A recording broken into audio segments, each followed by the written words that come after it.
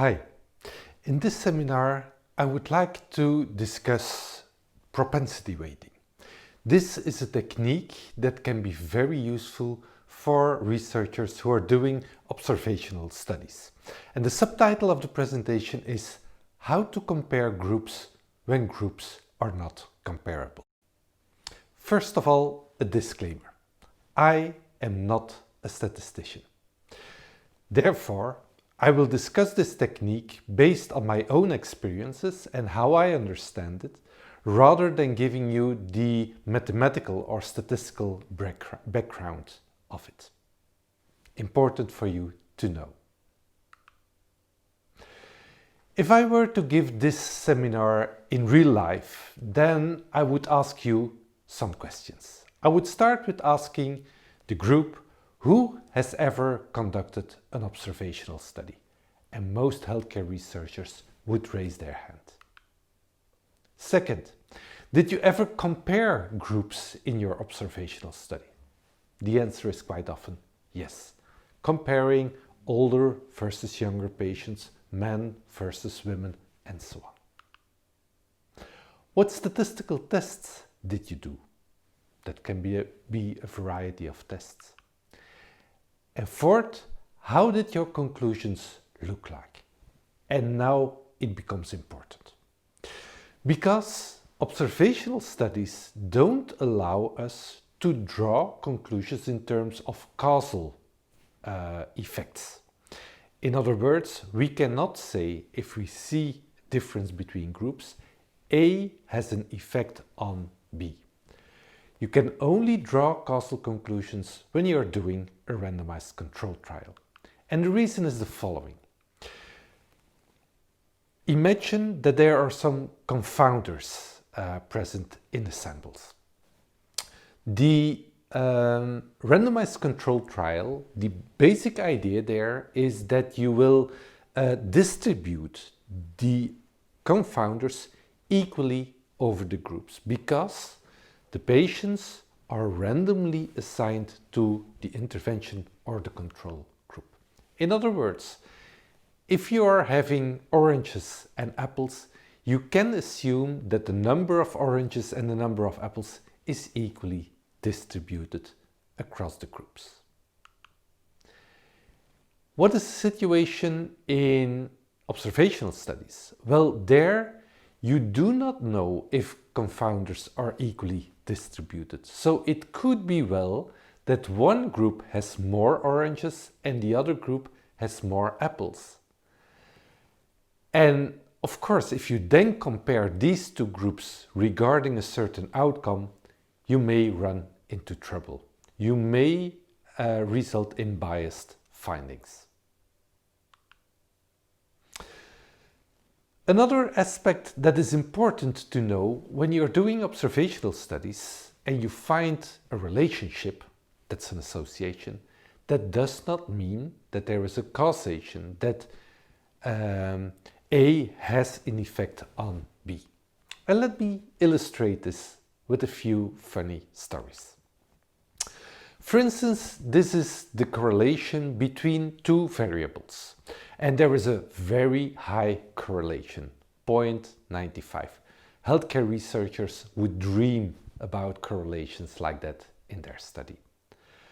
But what is this study all about? Or what is this analysis all about?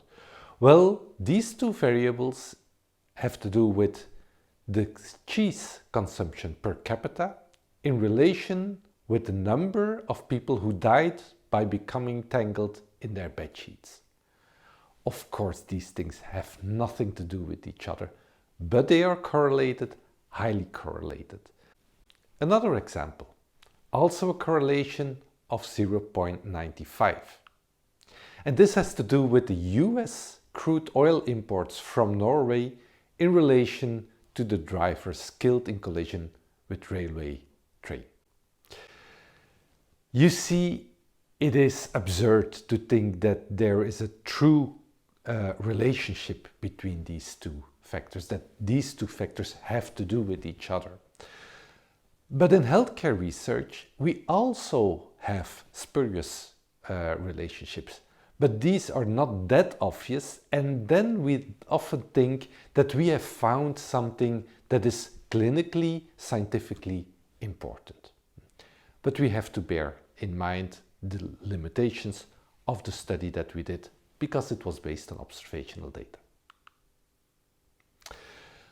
What is another problem with observational data, and especially when we have cross-sectional observational data, is that when you have a correlation between A and B, you may think that A is having an influence on B, but it also could be the opposite. It could be that B is influencing A. Or even more complex, it could be that there is a third variable, be it a confounder, that is impacting on both factors. Once again, you don't know all these facts when you're doing an observational study, and therefore you have to be very careful. Let me explain a situation, a study that we did some years ago, an observational study when we were confronted with some of these limitations. This is a large-scale study. It's an international study called Approach-IS. Large-scale because 24 centers were included from 15 countries in 5 continents. And overall, we included over 4,000 patients. The gender distribution is as you see here at this slide, and the median age was 32 years. These were patients all with congenital heart disease. 1/4 had a mild condition, half of the patients had a moderately severe condition, and another 1/4 had a complex heart defect. It was a study on patient-reported outcomes, so we asked the patients to fill out a set of instruments, a set of questionnaires, referring to self-reported health, psychosocial functioning, behavioral outcomes, quality of life. And we also looked at certain potentially explanatory factors, like sense of coherence, illness perception, demographic variables, and medical variables. At a particular moment, we got interested in doing a sub-study on these data, a sub-study in which we would look at the use of tobacco, smoking tobacco, and the use of cannabis in relation with physical functioning, mental health, and quality of life. And as you know, it's a cross-sectional observational study. We cannot draw conclusions in terms of smoking has an effect on or cannabis use has an effect on. And that's a pity because we would like to come as close as possible to inferring causality. But what is the tricky thing here? Let me give the example. Imagine that we find a relationship between smoking and mental health. We know from literature that people who smoke, that they quite often have a previous history of mental health, more than people who don't smoke. So this means that if we just compare the smokers and the non-smokers, we end up in biased findings because the non-smokers, the smokers do have more often or may have more often have a history of smoking, of mental health problems, I'm sorry. And indeed, if we looked at this relationship between the smokers and the non-smokers and prior mood disorders or not, the smokers in 17% of the cases, they had a prior mood disorder. And in the non-smoking group, it was 12%. So you have to bear this in mind before you just compare smokers and non-smokers. And the reason is that indeed it shows that the two groups are not necessarily or not completely comparable to each other. How to solve this problem? Well, then we come to propensity scores. Propensity scores, these are tools that help us to address this problem. What is a propensity score? Propensity score is an individual's probability to receiving a treatment or having a certain exposure given pre-treatment characteristics. So certain baseline characteristics may have an influence on being in one group or the other. Propensity score is used to create a balance between the groups, between treatment and exposure and the comparison condition. And by making these two groups as balanced as possible, as equal as possible, we are kind of mimicking a randomized control trial. Third, propensity score is balancing the groups not only on one characteristic, but on a full distribution of characteristics that is known for the groups. Propensity scores, they are ranging from 0 to 1. What to do then? Or how to deal with it? Well, if you are interested in looking at the relationship between the treatment or a certain exposure and the outcome, well, this research question is important, but we put that aside and we first look in the analysis at, are there certain characteristics that determine or that are different for the two groups? Certain confounders that may impact on your results later on. And the propensity score helps us in this. What do we do with these propensity scores? First, we can do a kind of stratification, and that is illustrated here. You see that for each strata that you do, you calculate the propensity score, and doing so, you come to more comparable groups. Another technique is the propensity score matching, and I'm sure you have heard about it before. What is propensity score matching doing? Based on the propensity scores, you are matching the intervention patients with control patients. The problem is that by doing so, people that not can be matched, you have to remove them from your analysis.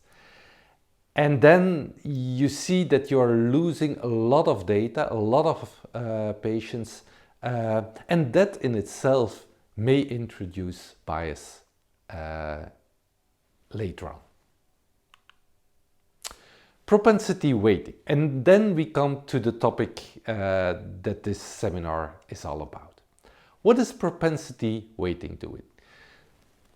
You have the composition of your treatment group, your exposure group, and you have your control group, be it the smokers, and the control group are the non-smokers. In the propensity weighting, you will give certain weights to patients who are more comparable to people in the exposure group. Like you see it here on the example, when your experimental group, your treatment group has more oranges, you will give a bigger weight to the patients that look like an orange than to patients who look like an apple. And doing so, you make, in an indirect way, you make the groups more comparable. How can you come to logistic? How can you come to propensity scores? One technique quite often used is logistic regression. However, there is a problem with this. What to do with higher order relationships? What to do with interactions? When you are using logistic regression, you do this on a univariate basis, and you are losing all this kind of interaction between the factors. The solution for this can be found in machine learning. There are some machine learning techniques that have been developed that are better than the logistic regression because it results in better propensity scores and in more stable propensity scores. One form of such a machine learning are the generalized boost regression models. This is nowadays most often used in propensity score analysis. It is a non-parametric approach with certain advantages depending on the data that you have. It checks all the potential confounders and the interactions between them. It handles missing data and it creates indicators for missingness. The method determines also an optimal iteration chosen on a good balance. A toolkit that I'm fascinated about is Twang. Twang stands for Toolkit for Weighting and Analysis of Non-Equivalent Groups. It is developed by the Rand Corporation in US. What does Twang do? It uses this generalized boosted method to estimate the propensity score weights.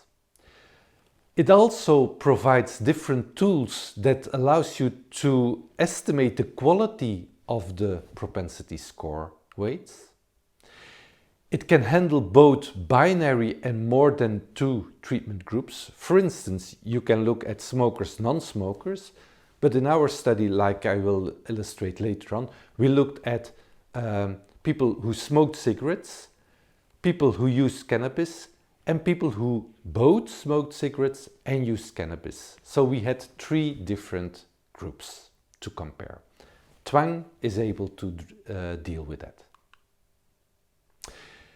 Twang is a package that can be used as an add-on in R, in SAS, and in Stata, and therefore it also is very user-friendly because most of the researchers are using one of these three packages.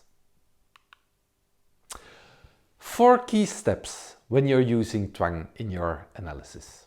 First step, choose the primary effect of interest, ATE or ATT. What is this? Well, ATE stands for the average treatment effect of the population.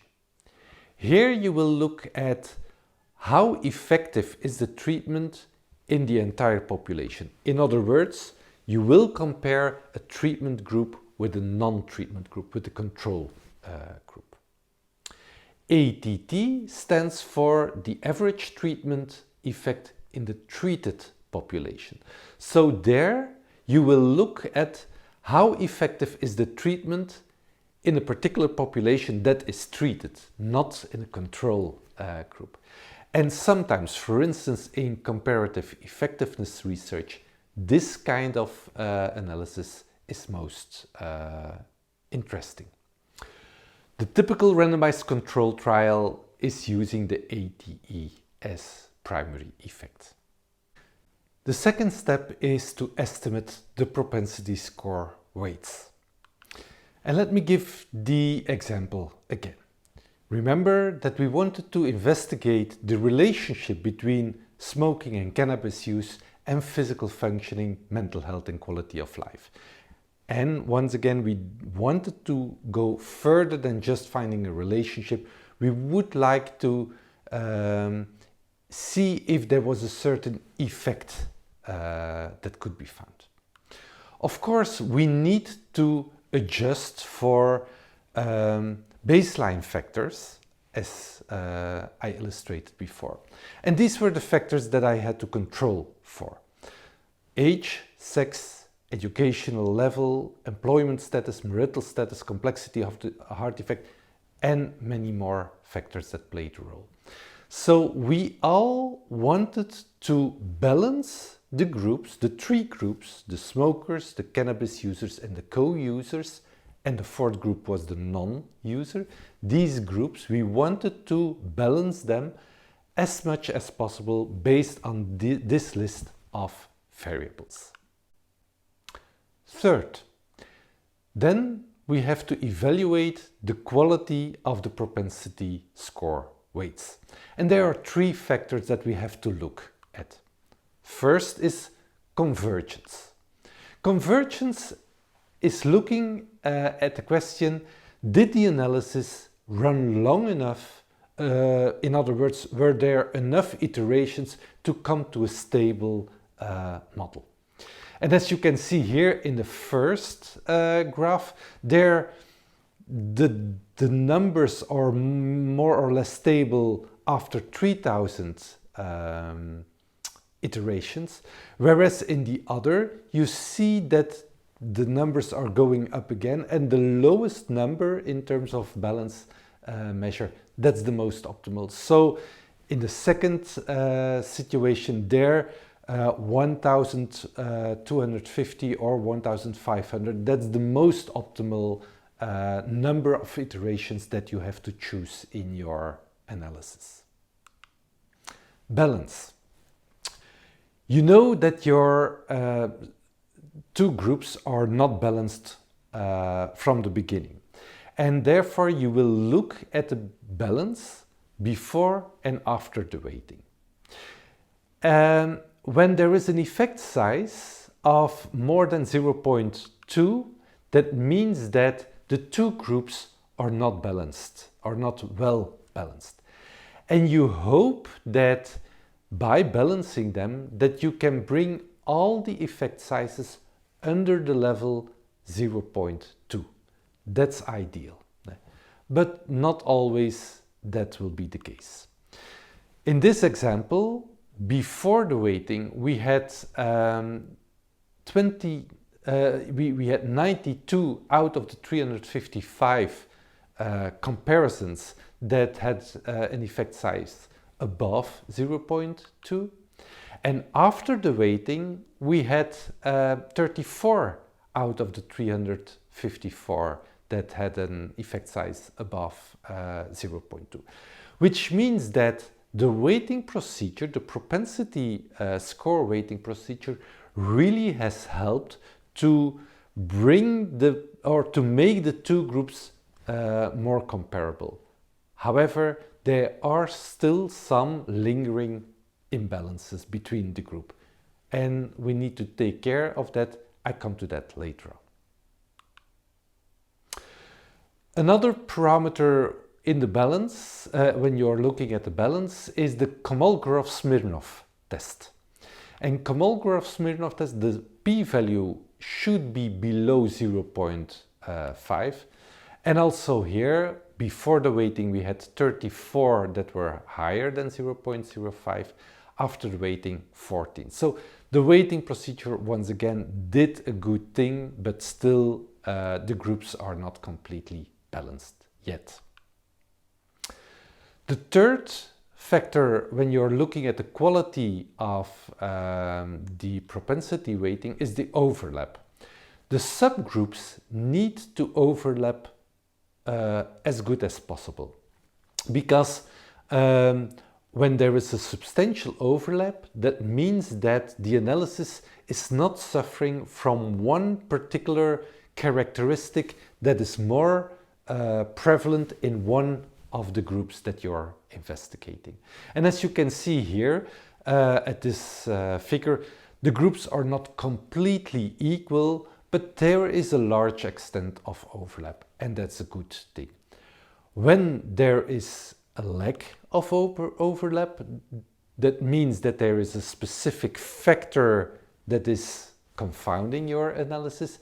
Maybe you can better look at subgroup analysis. Look at subgroups where this confounder is not playing a role, and then do the analysis on that subgroup and only report on that subgroup, and be transparent in that matter as well.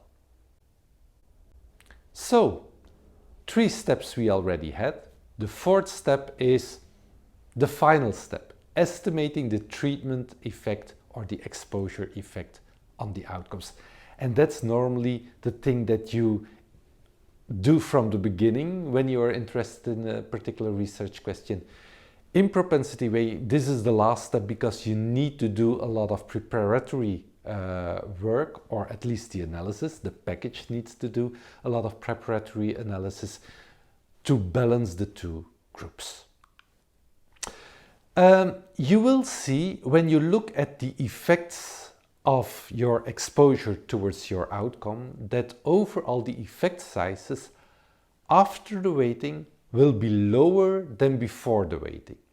And that's a logical consequence of doing balances, and therefore you are a bit more conservative in your expressions and in your conclusions. And that's always a good thing. This was the figure that we made on the results that we found. So the final effect sizes for the three groups compared to the non-smokers and the non-users, I have to say. So in the red dot is expressing the cigarette smokers, the green dot is expressing the cannabis user, and the purple dot is expressing the co-users. And the reference group, the control group, the no users are put at a level of 0. And then you can see indeed how big is the effect of substance use compared to no use.